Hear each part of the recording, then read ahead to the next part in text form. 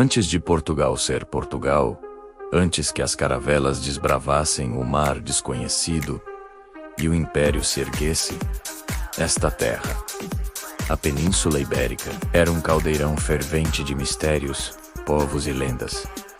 O que se esconde sob as fundações das nossas cidades? Que segredos sussurram os rios e as montanhas? Hoje, vamos viajar no tempo. Há uma era de mitos e gigantes, de guerreiros indomáveis e deuses esquecidos. Vamos desenterrar as raízes de um povo, mergulhando nas brumas que antecederam a nação. Esta é a história não contada da terra que um dia se chamaria Portugal. Milhares de anos antes de Cristo, quando a própria escrita era uma novidade distante, a península era um palco de forças primordiais. As primeiras pegadas humanas marcaram este solo, deixando para trás monumentos de pedra que desafiam o tempo. Os dólmenes, menires. Imagine um círculo de pedras colossais, erguidas por mãos que não conheciam o metal, alinhadas com o solstício de verão. Não eram apenas túmulos ou calendários. Eram portais. Portais entre o mundo dos vivos e o dos espíritos, onde xamãs realizavam rituais ancestrais para garantir a fertilidade da terra e a proteção da tribo. Os ecos desses rituais ainda ressoam em lendas locais sobre mouras encantadas, guardiãs de tesouros escondidos precisamente nestes locais megalíticos. Eram os íberos, os seus descendentes, um povo enigmático, de língua indecifrável, que dominava a arte do bronze e adorava divindades ligadas à natureza. Eles construíram os primeiros castros, povoações fortificadas no topo de colinas, de onde observavam o horizonte, sempre atentos a qualquer ameaça que viesse do mar ou da terra. Do norte da Europa, chegaram então os celtas. Traziam consigo o domínio do ferro, uma cultura guerreira e uma mitologia rica em heróis e seres mágicos. A sua fusão com os iberos deu origem a uma das culturas mais fascinantes da antiguidade, os celtiberos. E aqui, nesta faixa ocidental, nasceram os lusitanos. Mais do que um povo, uma confederação de tribos, unidas por um espírito indomável. Eles não construíam grandes cidades. A sua casa eram as montanhas e as florestas.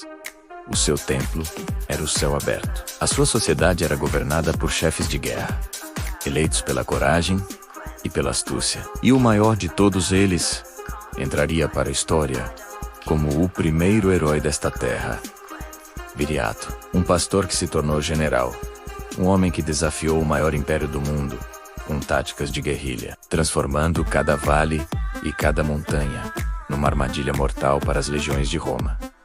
A mitologia lusitana era tão selvagem quanto a sua terra. Eles adoravam deuses como Indovélico, uma divindade da cura e do submundo, cujo santuário atraía peregrinos de toda a península. Ofereciam-lhe sacrifícios e buscavam em sonhos as respostas para suas doenças e aflições. Adoravam também a Taegina, a deusa do renascimento, da primavera que volta após o inverno rigoroso, senhora da noite e da magia. Os seus rituais eram feitos em bosques sagrados, ao som de cânticos e tambores, onde a linha entre o mundo natural e o sobrenatural se desvanecia. Lendas falam de guerreiros que, antes da batalha, entoavam canções hipnóticas, entrando num estado de fúria sagrada, que os tornava quase invencíveis. Eles acreditavam que morrer em combate era a maior honra, garantindo a passagem para um além-vida glorioso ao lado dos deuses. Mas nem os deuses,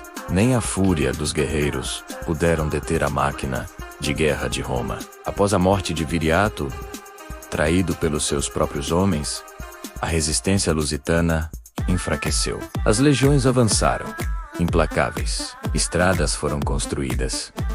Cidades foram fundadas sobre os antigos castros. E o latim começou a abafar as línguas ancestrais. Emergiu Pax Julia, atual Beja, e Olisipo, a futura Lisboa. Os templos romanos foram erguidos. Mas, por baixo, os deuses antigos não morreram.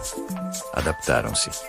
Indovélico foi associado a Esculápio, o deus romano da medicina, e a Taegina Fanduce, com a deusa romana Procérpana. O espírito lusitano, embora subjugado, não foi quebrado. Permaneceu latente, misturando-se com a cultura do invasor, criando uma nova identidade, a hispano-romana. Esta foi a base sobre a qual tudo o que viria a seguir seria construído. Com a queda de Roma, novas vagas de povos chegaram. Os suevos, um povo germânico, fundaram no noroeste da península um dos primeiros reinos medievais da Europa, com capital em Bracara Augusta, atual Braga Sagramese.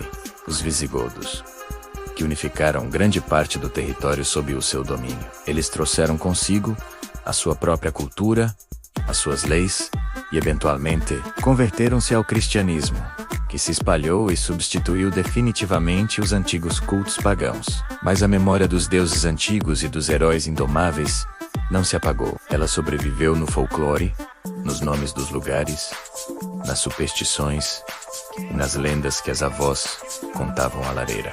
O espírito de resistência de Viriato, a magia de Ataegina, a força dos iberos e a arte dos celtas. Tudo isso permaneceu adormecido no sangue e na alma desta terra. E foi a partir desta amálgama incrível de povos, desta sobreposição de culturas, mitos e memórias, que a semente de uma nova nação começou a germinar. Quando, séculos mais tarde, um conde chamado Afonso Henriques ergueu a sua espada em São Mamed, ele não estava a criar algo do nada. Ele estava a dar forma a uma identidade que vinha sendo forjada há milênios. O espírito indomável dos lusitanos, a organização dos romanos, a fé dos visigodos, tudo convergiu para o nascimento de Portugal. A história que se seguiu, a dos descobrimentos e do império, é conhecida por todos. Mas ela só foi possível porque muito antes,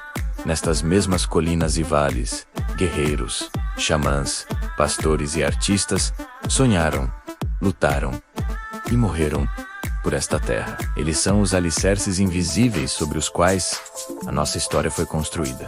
Obrigado por ter embarcado nesta viagem conosco até o passado profundo da Península Ibérica. Se gostou de desvendar estes mistérios, não se esqueça de deixar o seu like, partilhar este vídeo e subscrever o canal para não perder as próximas aventuras pela história. Até próxima!